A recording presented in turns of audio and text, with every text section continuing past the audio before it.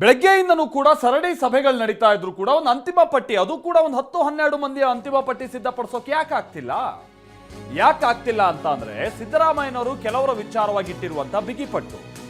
ಹೈಕಮಾಂಡ್ಗೆ ಒತ್ತಡ ಹಾಕ್ತಾ ಇದ್ದಾರಂತೆ ಸಿದ್ದರಾಮಯ್ಯನವರು ಡಾಕ್ಟರ್ ಜಿ ಪರಮೇಶ್ವರ್ ಅವರನ್ನ ಡಿಸಿಎಂ ಮಾಡಲೇಬೇಕು ಅಂತ. ಸಿದ್ದು ಡಿಕೆ ಬೆಂಗಳೂರಿಗೆ ಹೊರಟ ಬಳಿಕವೂ ಕೂಡ ಇದಕ್ಕೆ ಸಂಬಂಧಪಟ್ಟಂಗೆ ಮಲ್ಲಿಕಾರ್ಜುನ ಖರ್ಗೆ ಹಾಗೆ ಕೆಸಿ ವೇಣುಗೋಪಾಲ್ ನಡುವೆ ಪ್ರತ್ಯೇಕ ಚರ್ಚೆ ಆಗಿದೆ ಅನ್ನೋದು ತಿಳಿದು ಬರ್ತಾ ಇದೆ. ಸಿದ್ದರಾಮಯ್ಯನವರ ಡಿಮಾಂಡ್ ವಿಚಾರವಾಗಿ ಇಬ್ಬರ ನಡುವೆ ಚರ್ಚೆ ಆಗಿದ್ದು, ಪರಮೇಶ್ವರ್ ಅವರನ್ನ ಡಿಸಿಎಂ ಮಾಡೋದಕ್ಕೆ ತೀವ್ರ ಒತ್ತಡವನ್ನ ಹಾಕ್ತಿದ್ದಾರೆ ಸಿದ್ದರಾಮಯ್ಯನವರು. ಅದನ್ನ ಪಕ್ಕಕ್ಕಿಡೋಕ್ಕೂ ಕೂಡ ಆಗ್ತಾ ಇಲ್ಲ ಹೈಕಮಾಂಡ್ಗೆ. ಯಾಕಂದ್ರೆ ಸಿದ್ದರಾಮಯ್ಯನವರು ಬಹಳ ನೀಟಾಗಿ ಈ ಅಧಿಕಾರ ಹಸ್ತಾಂತರದ ಪ್ರಕ್ರಿಯೆಯನ್ನೆಲ್ಲ ಅವ್ರು ನಡೆಸ್ಕೊಟ್ಟಿದ್ದಾರೆ. ಆ ಕಾರಣಕ್ಕಾಗಿ ಈಗೇನಾದ್ರೂ ಅವ್ರು ಹಾಕಿರುವಂತ ಇಂಥ ಡಿಮಾಂಡ್ಗಳಿಗೆ ಒಪ್ಪದೆ ಹೋದ್ರೆ ಮತ್ತೆ ಸಮಸ್ಯೆ ಆಗ್ಬಿಡುತ್ತಾ ಅನ್ನುವಂಥದ್ದು ಆತಂಕ ಹೈಕಮಾಂಡ್ಗಿದೆ. ಡಾಕ್ಟರ್ ಜಿ ಪರಮೇಶ್ವರ್ ಅವರ ಬೆನ್ನಿಗೆ ಈಗ ಸಿದ್ದರಾಮಯ್ಯನವರು ನಿಂತಿದ್ದು ಅವರಿಗೆ ಡಿಸಿಎಂ ಹುದ್ದೆ ಕೊಡಲೇಬೇಕು ಅಂತ ಪಟ್ಟು ಹಿಡಿದಿದ್ದಾರೆ ಅಂತೇಳಿ ತಿಳಿದು ಬರ್ತಾ ಇದೆ. ವೆರಿ ಇಂಟ್ರೆಸ್ಟಿಂಗ್ಲಿ, ಒಂದು ಸರ್ಕಾರದಲ್ಲಿ ಒಬ್ರು ಡಿಸಿಎಂ ಇದ್ರೆ ಒಂದು ರೀತಿ ತಾಕತ್ತಿನ ರೀತಿಯಾಗಿ, 3-4 ಮಂದಿ ಇದ್ರೆ ಅದರ ಅರ್ಥ ಏನು?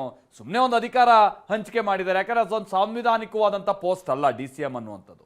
ಸೊ ಆ ಕಾರಣಕ್ಕಾಗಿನೇ ಕಳೆದ ಬಾರಿ ಸಿದ್ದರಾಮಯ್ಯನವರ ಸರ್ಕಾರದಲ್ಲಿ ಡಿ.ಕೆ. ಶಿವಕುಮಾರ್ ಅವರು ಡಿಸಿಎಂ ಆಗಿದ್ದಂಥ ಸಂದರ್ಭದಲ್ಲಿ ಇತರರಿಗೆ ಡಿಸಿಎಂ ಕೊಡೋದಕ್ಕೆ ಪ್ರಯತ್ನಗಳಾದಾಗ ಡಿ.ಕೆ. ಶಿವಕುಮಾರ್ ಅವರು ಅದನ್ನು ವಿರೋಧಿಸಿದ್ದರು. ಯಾಕಂತ ಅಂದ್ರೆ ಅದಕ್ಕೊಂದು ವ್ಯಾಲ್ಯೂ ಇರುತ್ತೆ, ಒಬ್ರಿದ್ರೆ 3-4 ಮಂದಿ ಇದ್ರೆ ಅಲ್ಲ ಅಂತೇಳಿ. ಈಗಲೂ ಹಂಗೆ ಆಗ್ತಿದ್ಯಾ? ಮೂಲಗಳ ಪ್ರಕಾರವಾಗಿ ಡಿ.ಕೆ. ಶಿವಕುಮಾರ್ ಅವರು 3-4 ಮಂದಿ ಮಾಡೋಕ್ಕೆಲ್ಲ ಸಿದ್ಧ ಇದ್ದಾರೆ ಅಂತ. ಒಬ್ರಿಗಾದ್ರೆ ಸ್ವಲ್ಪ ತಕರಾರಿದೆ ಹೈಕಮಾಂಡ್ಗೂ, ಜೊತೆಗೆ ಡಿ.ಕೆ. ಶಿವಕುಮಾರ್ ಈ ಥರದ್ದೆಲ್ಲ ವಿಚಾರ ಇದೆ. ಸೊ ಈಗ ಇಲ್ಲ, ಪರಮೇಶ್ವರ್ ಅವರಿಗೆ ಅದನ್ನ ಒಬ್ಬರಿಗೆ ಮಾಡಬೇಕು ಅನ್ನುವಂಥ ನಿಟ್ಟಿನಲ್ಲಿ ಬಹಳ ಪಟ್ಟು ಹಿಡಿದಿದ್ದಾರೆ ಅನ್ನುವಂಥದ್ದು ಗೊತ್ತಾಗ್ತಾ ಇದೆ.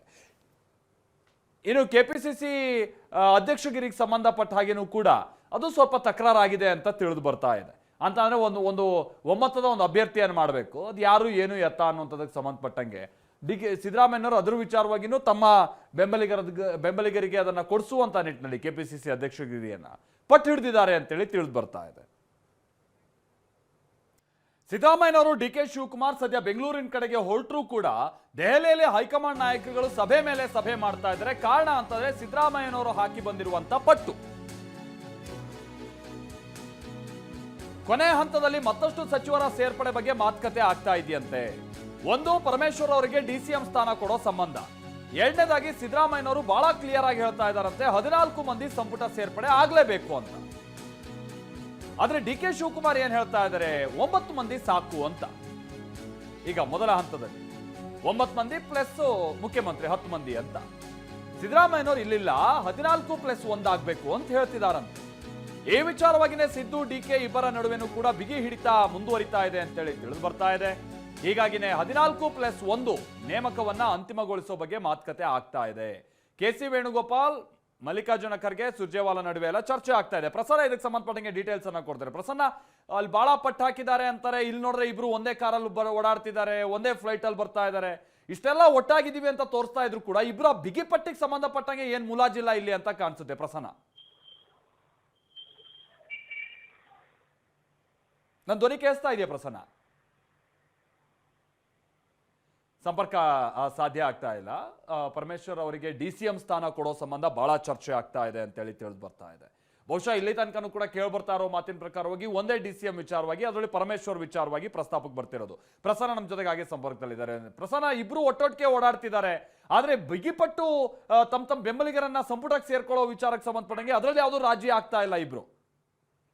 ಹೌದು ಮಾಲ್ತೇಶ್, ಇದೀಗ ಕ್ಷಣಕ್ಕೂ ಕೂಡ ಕಾಂಗ್ರೆಸ್ನ ಬೆಳವಣಿಗೆಗಳು ಒಂದು ರೋಚಕ ತಿರುವನ್ನ ಪಡೆದುಕೊಳ್ತಾ ಇದೆ. ಸಂಜೆಯ ತನಕವೂ ಕೂಡ ಕಾಂಗ್ರೆಸ್ನ ನಾಯಕರು, ಎಐಸಿಸಿ ನಾಯಕರು ಚರ್ಚೆ ಮಾಡಿದ ಪ್ರಕಾರ ಸುಮಾರು 10 ಮಂದಿ ಸಚಿವ ಸಂಪುಟಕ್ಕೆ ಸೇರ್ಪಡೆ ಆಗಬೇಕು ಅನ್ನೋ ಬಗ್ಗೆ ಅಂತಿಮ ಚರ್ಚೆಗಳು ನಡೆದಿತ್ತು. ಅದಾದ ಬಳಿಕವೂ ಕೂಡ ಸಿದ್ದರಾಮಯ್ಯ ಮತ್ತು ಡಿ.ಕೆ. ಶಿವಕುಮಾರ್ ಅವರು ಹೊರಟ ಬಳಿಕವೂ ಕಾಂಗ್ರೆಸ್ನ ಹೈಕಮಾಂಡ್ ನಾಯಕರು ಚರ್ಚೆಯನ್ನು ನಡೆಸಿದ್ದಾರೆ. ಕೆಸಿ ವೇಣುಗೋಪಾಲ್, ಸುರ್ಜೇವಾಲಾ ಹಾಗೂ ಮಲ್ಲಿಕಾರ್ಜುನ್ ಖರ್ಗೆ ಅವರು ಒಂದು ಸುದೀರ್ಘ ಚರ್ಚೆಯನ್ನ ಮತ್ತೆ ಪ್ರಾರಂಭ ಮಾಡಿದ್ದಾರೆ.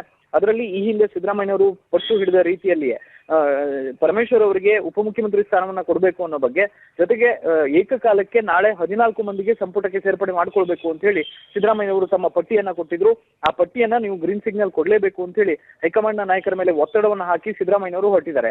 ಈ ಒತ್ತಡದ ಕಾರಣಕ್ಕೋಸ್ಕರ ಇದೀಗ ಒಂದು ಸುದೀರ್ಘವಾದಂತಹ ಚರ್ಚೆಯನ್ನ ಮತ್ತೆ ಹೈಕಮಾಂಡ್ನ ನಾಯಕರು ಪ್ರಾರಂಭವನ್ನ ಮಾಡಿದ್ದಾರೆ. ಡಿ.ಕೆ. ಶಿವಕುಮಾರ್ ಅವರ ಲೆಕ್ಕಾಚಾರದ ಪ್ರಕಾರ ಸದ್ಯಕ್ಕೆ 9 ಮಂದಿ ಮಾತ್ರ ಸಾಕು ಅನ್ನುವಂಥದ್ದು ಡಿ.ಕೆ. ಶಿವಕುಮಾರ್ ಅವರ ವಾದವಾಗಿತ್ತು. ಆದ್ರೆ ಸಿದ್ದರಾಮಯ್ಯನವರ ಬಿಗಿಪಟ್ಟಿನ ಕಾರಣಕ್ಕೋಸ್ಕರ ಇದೀಗ ಹೈಕಮಾಂಡ್ ನಾಯಕರು ಮತ್ತೊಂದು ಸುತ್ತು ಚರ್ಚೆಯನ್ನ ನಡೆಸ್ತಾ ಇದ್ದಾರೆ. ಇದರಲ್ಲಿ ಪರಮೇಶ್ವರ್ ಅವರಿಗೆ ಉಪಮುಖ್ಯಮಂತ್ರಿ ಸ್ಥಾನವನ್ನ ಕೊಡಬೇಕು ಅನ್ನೋ ಬಗ್ಗೆಯೂ ಕೂಡ ಒಂದು ಸುದೀರ್ಘ ಚರ್ಚೆ ಆಗ್ತಾ ಇದೆ. ಬಹುತೇಕ ಇವತ್ತು ರಾತ್ರಿಯ ತನಕವೂ ಕೂಡ ಈ ಒಂದು ಚರ್ಚೆಗಳು, ಕುತೂಹಲದ ಘಟ್ಟಗಳು ಬೇರೆ ಬೇರೆ ರೀತಿಯ ಸ್ವರೂಪವನ್ನು ಪಡೆದುಕೊಂಡ್ರು ಕೂಡ ಆಶ್ಚರ್ಯವಿಲ್ಲ. ಹೀಗಾಗಿ ನಾಳೆ ಸದ್ಯಕ್ಕೆ ಇರುವಂತಹ ಪಟ್ಟಿ ಇನ್ನಷ್ಟು ಹೆಚ್ಚಾಗುವಂತಹ ಸಾಧ್ಯತೆಗಳು ಹೆಚ್ಚಾಗಿ ಕಂಡು ಬರ್ತಾ ಇದಾವೆ Malthesha. Okay, thank you Prasanna.